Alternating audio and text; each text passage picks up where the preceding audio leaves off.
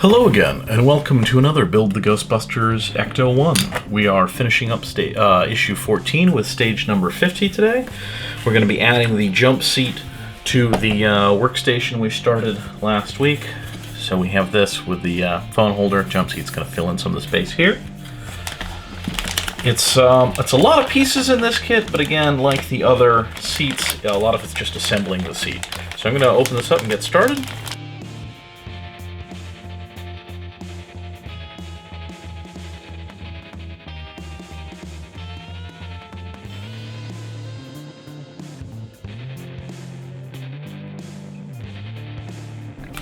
Okay, so right off the bat we have a couple of seat pieces with foam and the parts that make up the rest of it. I just got to verify that I'm looking at the right things. Okay, I am pretty confident. Yeah, okay. So the piece here, that one is the back. This one is the actual seat cushion, the surface you sit on. It's got the holes in it so it can flip up and down as a jump seat should. So the first thing we do is we make sure the foam's still there, and we find the backing element. In this case, it's this guy here. It has a little bit of like a turtle shell kind of curve to it, a saddle shape, and that is going to give some shape to this cushion. So I believe that otherwise this is symmetrical. It just needs to fit between the tabs. So it's going to go like that with the rubber tabs all the way around it. That's going to be held together with some MP screws.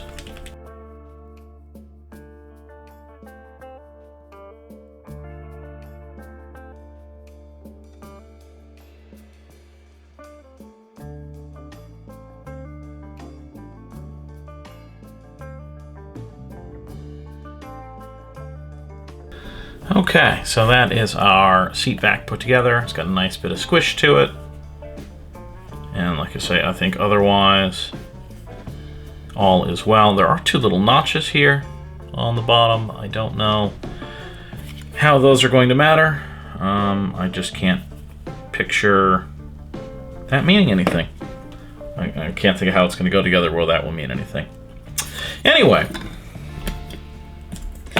Next up is to take the back plate that this is going to attach to. This is kind of going to be the interface between the workstation and the chair. This just goes on it,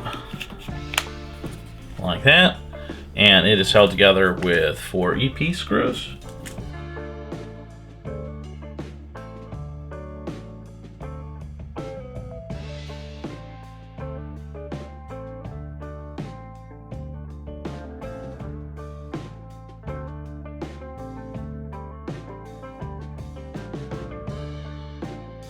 Okay, so we have our back attached to our backing plate, and this is going to hold it at a slight angle, because of course this is going to be vertical on the surface, which means that that will kick out a little bit like that.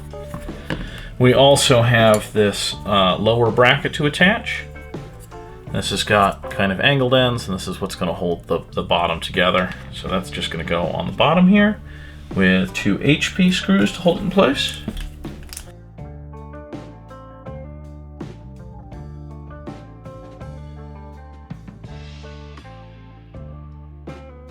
So we got that little shelf there. Now we need to put the lower seat together. So again, we have a base. It's got the foam already in it.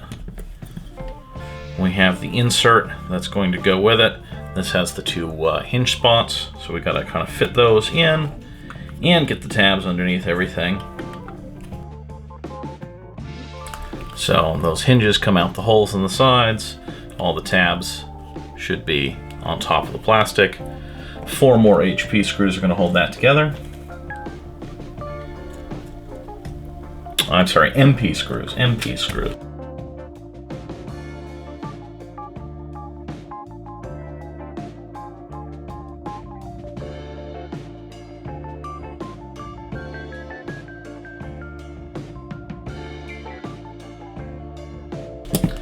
Okay, so we've got our slightly squishy seat bottom. We need to put the support together. There's a folding rail that's going to make up the front legs, and there's just the bracket that holds it. So that just sits through like that. And you probably hear the fire engines outside. Yeah, so sorry, it got loud here for a second there. This has a pin on the underside here, 2 screw holes. The pin is alignment, of course. And this is going to be held together with 2 EP screws.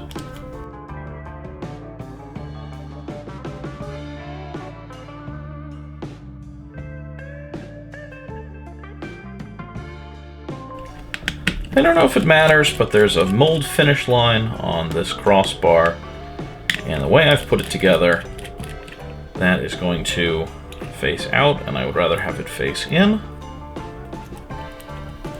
So I'm just swapping that around. I doubt it will make any substantial difference.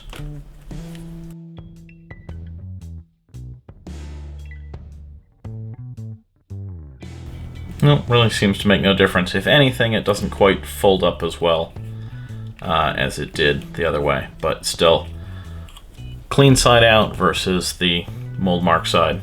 So I'm going to stick with it out. This isn't going to get folded up in practice anyway. The next step is to put this together with the back. A couple of AP screws are going to hold that all together. And these are going to sort of be the hinge pins. And you can tell right away from the type of screws that they're not expecting you to move this much, because the AP screws don't have the big washer heads on them, pan heads.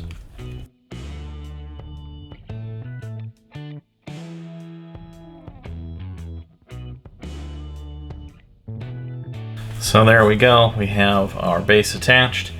And like I say, at least in principle, that all folds up like that. It doesn't really fold that well, and I think the reality is it's going to be unfolded and, out at all times. Because otherwise, you've only got 3 seats. You need a 4th seat. You got 4 Ghostbusters.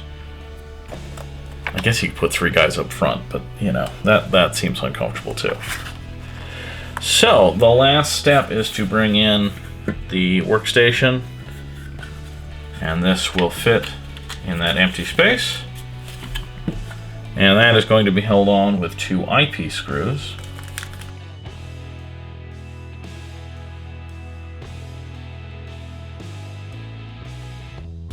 Okay, so we have the workstation with the chair attached, the jump seat.